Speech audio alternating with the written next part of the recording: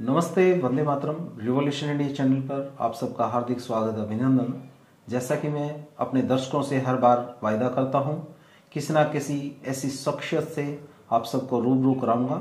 तो आज हम मौजूद हैं वुड ट्यूब के स्टूडियो में और आज के युवा में प्रेरणादायक व्यक्तित्व के मेहमान हैं मिस्टर अक्षय और मिस्टर आकाश। आपका रिवॉल्यूशन इंडिया चैनल पर हार्दिक स्वागत, अभिनंदन जी। Thank you sir. दर्शकों, जैसे कि आपको दिख रहा है, विश्व भर की विभिन्न कंपनियों के अलग अलग बाइकों के मॉडल आपको नजर आ रहे हैं। निश्चित तौर पर देखने से आपको लगता है कि वास्तव में वही बाइकें हैं, लेकिन ये सब जो आपको दिख रही हैं लकड़ी से बनी हुई कलाकृतियां हैं। इस जैसे एक ओरिजिनल बाइक में 150 के करीब कल पुर्जे लगे होते हैं, उसी प्रकार से इन सभी बाइकों में भी उतने ही पुर्जे लगे हुए हैं, लेकिन इसमें जो लगे हुए पुर्जे हैं वो सिर्फ लकड़ी से बने हुए हैं, अन्य किसी धातु से नहीं बने हुए। तो इस यात्रा के बारे में हम जानेंगे हमारे मित्र छोटे भाई अक्षय से। जी अक्षय जी, आपकी इस वुड ट्यूब की यात्रा के बारे में हमारे दर्शकों को आप बताइए। जी, सबसे पहले तो मैं रिवॉल्यूशन इंडिया को थैंक यू बोलना चाहूँगा, जो कि आपने वुड ट्यूब को विजिट किया सर। जी।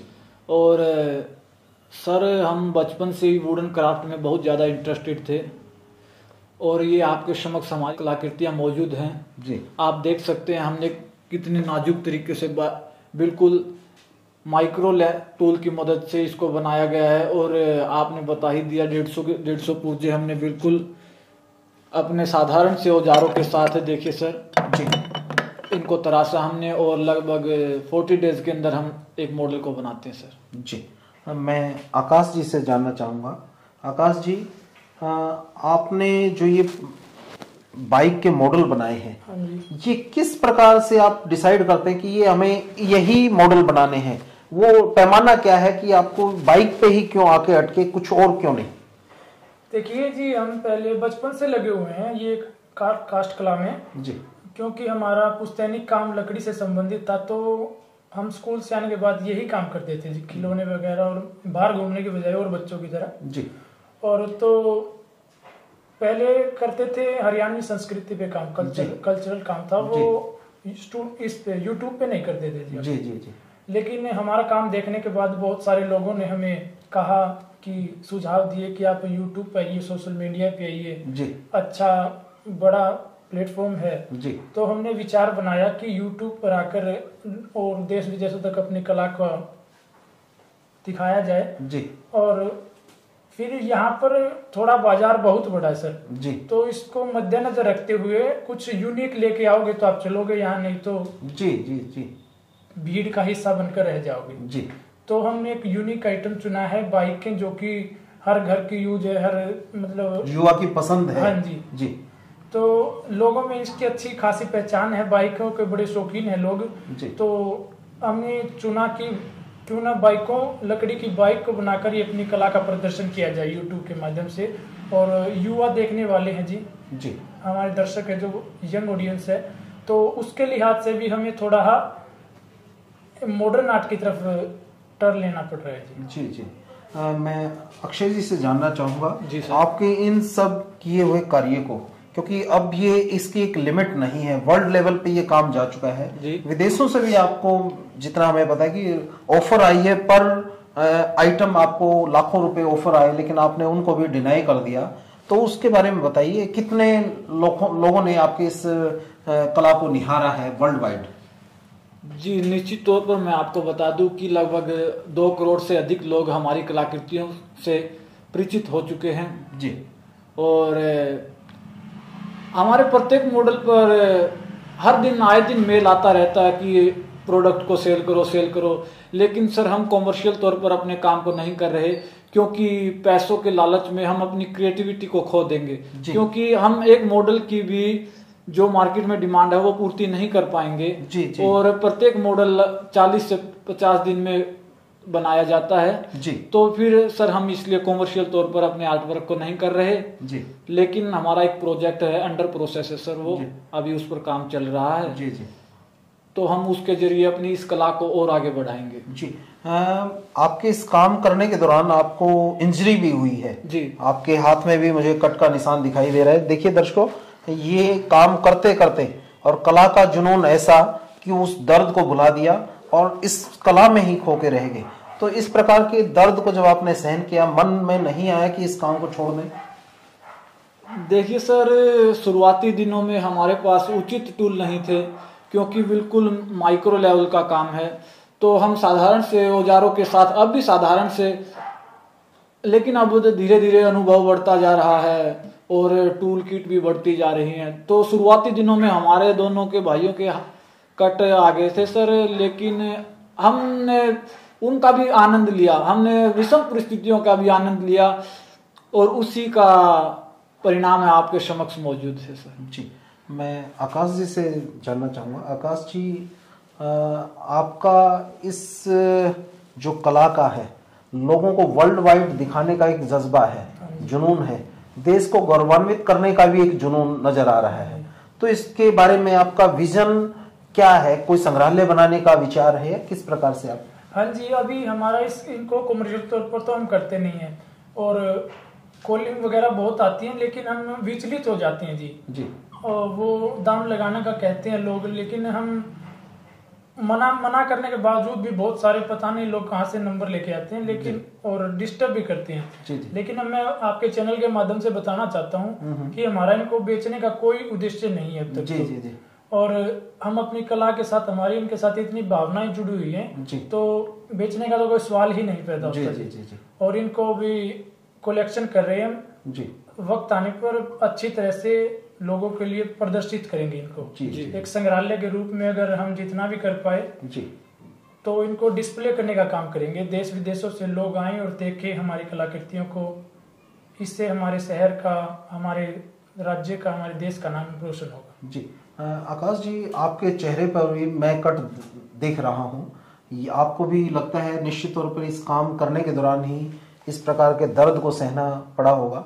तो इस दर्द की अब कभी पीड़ा महसूस होती है कि, या इस काम की वजह से वो दर्द गायब हो जाता है? नहीं, कोई पीड़ा नहीं होती सर इसकी वजह से। तो जी, वो दौर था कि जब ये चोट लगी, हम सुई का काम तलवार से कर रहे थे जी।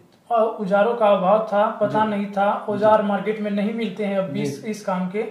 ये हमें सिलेक्ट करना पड़ता है, कोई इसमें सुनारों का औजार है या कोई मतलब बारीक घड़ी वालों का औजार है, मतलब बारीक जो काम करते हैं वही औजार यूज होते हैं। प्रॉपर इस आर्ट के लिए तो कोई ऐसा टूल नहीं बना है। जी। अक्षय जी, आपकी इस यात्रा के दौरान जैसे एक वाक्य चलता है, किसी न किसी एक सफल इंसान के पीछे किसी न किसी एक महिला का हाथ होता है। तो आपकी इस यात्रा के दौरान, आपकी इस सफलता के पीछे आप किन को श्रेय देना चाहेंगे? जी, इस कलाकारी का श्रेय और इस उपलब्धि का श्रेय मैं अपने पूरे परिवार को ही देना चाहूँगा सर, क्योंकि बिल्कुल शुरुआती दौर में ही हमारे परिवार ने हमारा फुल अच्छे तरीके से कोऑपरेट किया था सर। जी, आकाश जी, इन कलाकृतियों को बनाने के दौरान बहुत से लोग आपकी इस कला को देखने के लिए आपके स्टूडियो में भी आते हैं और बहुत सी डिग्निटरीज, बड़ी बड़ी हस्तियों ने भी आपको देखा होगा। तो उनका किस प्रकार का रिस्पॉन्स रहा है? किस प्रकार से आपको पारितोषिक किया गया है? उन चीजों को आप बताएं हमारे दर्शकों को। देखिए, इस कला ने हमें बहुत कुछ दिया है सर। इस कला के माध्यम से हम ऐसे ऐसे लोगों से मिले हैं जो अच्छे लेवल पर हैं और वो बताते हैं उनका अनुभव कैसा रहा जीवन व्यतीत करने में। बहुत सारी चीजें सीखने को मिलती है उनसे और वो फिर आखिर में उनका जवाब कुछ अच्छा ही होता है कि हमारे को मोटिवेट करता है इस कला के प्रति कि आप बहुत अच्छा कर रहे हैं। हमें बहुत प्रोत्साहन देते हैं लोग। जिला प्रशासन और हरियाणा सरकार की तरफ से भी हमें प्रोत्साहन मिल रहा है सर। जी। अक्षय जी, जैसा हमें सूचना मिली, आपकी इस काम को राम मंदिर अयोध्या जो कमेटी है, जो खुद उस राम मंदिर निर्माण में लगी हुई है, उन कमेटी के सदस्यों ने जब जींद का दौरा किया तो आपकी इस कलाकृति को निहारा है। उसके बारे में हमारे दर्शकों को आप बताएं। जी, देखिएगा, जींद शहर के अंदर राम मंदिर के जो सदस्य टीम है उसका दौरा था और निश्चित तौर पर उन्होंने हमें बुलाया कि आप अपनी कला से एक बार परिचित कराइए ताकि हम अपना व्यू आगे रख सकें। तो सर वो अभी हमारा व्यू कैच करके ले गए सर, उनका रिप्लाई अभी बाकी है, तो निश्चित तौर पर हम आपको जरूर बताएंगे सर। और हम चाहते हैं कि हमारा भी कुछ सहयोग हो पाए देश की इस तरक्की में, तो राम मंदिर में भी उम्मीद है हमारा कुछ सहयोग होगा। जी, मेरा अंतिम सवाल आकाश जी आपसे, जो युवा इस हमारे एपिसोड को देख रहे हैं, हमारी इस चर्चा को सुन रहे हैं, वो युवा जो इस फील्ड में अपना करियर बनाना चाहते हैं, उन युवाओं के लिए आप किस प्रकार से सहयोगी बन के रूप में काम कर सकते हैं और उनका भविष्य इस फील्ड में कैसा है, ये हमारे दर्शकों को आप बताएं। देखिए, ये एक क्रिएटिविटी वाला काम है। ये ऐसे नहीं है कि कोई भी लोग कर सके। उसके लिए पैशन होना बहुत जरूरी है और बचपन से ही कला के क्षेत्र में जुड़ाव होना बहुत जरूरी है, क्योंकि एकदम ऐसा सीखना असंभव सा लगता है, क्योंकि हम बचपन से ही लगे हुए हैं। जब जाकर आप देख रहे हैं कि हमारी कलाकृतियों में ऐसी जो निखार देख रहे हैं, वो कई वर्षों की मेहनत के बाद है। अगर कोई सीखना चाहता है तो हम उनका स्वागत करते हैं और जैसा भी हम संभव मदद हो पाई हम उनकी करने के लिए तैयार हैं। जी देखते रहिए दर्शकों, और मैं पूरे वर्ल्ड की जितनी भी ऑटोमोबाइल की कंपनियां हैं जो इस ऑटोमोबाइल की इंडस्ट्री में काम कर रही हैं, उनका ध्यान इन युवाओं, उभरते हुए प्रेरणा स्रोत के रूप में कलाकारों की तरफ दिलाना चाहता हूं। उसमें महिंद्रा और अनेकों कंपनियां हैं जो इन बच्चों की कारीगरी पर अपना नजर दौड़ाए, और निश्चित तौर पर इस प्रकार के युवाओं को एप्रिसिएशन किया जाना चाहिए, इनको सम्मानित किया जाना चाहिए। इनकी कला का फायदा सरकार को और मंदिर निर्माण कमेटी अयोध्या उनको भी उठाना चाहिए, और युवाओं के लिए आप प्रेरणा के रूप में काम कर रहे हैं। आपके उज्जवल भविष्य की कामना करते हुए मैं रिवॉल्यूशन इंडिया चैनल खुद गौरवान्वित महसूस करता है। धन्यवाद। जय हिंद, जय भारत। रिवॉल्यूशन इंडिया देखते रहिए। फिर किसी अन्य दिन किसी अन्य शख्सियत, अन्य मेहमान से आप सब रूबरू कराएंगे। धन्यवाद। जय हिंद, जय भारत। वंदे मातरम।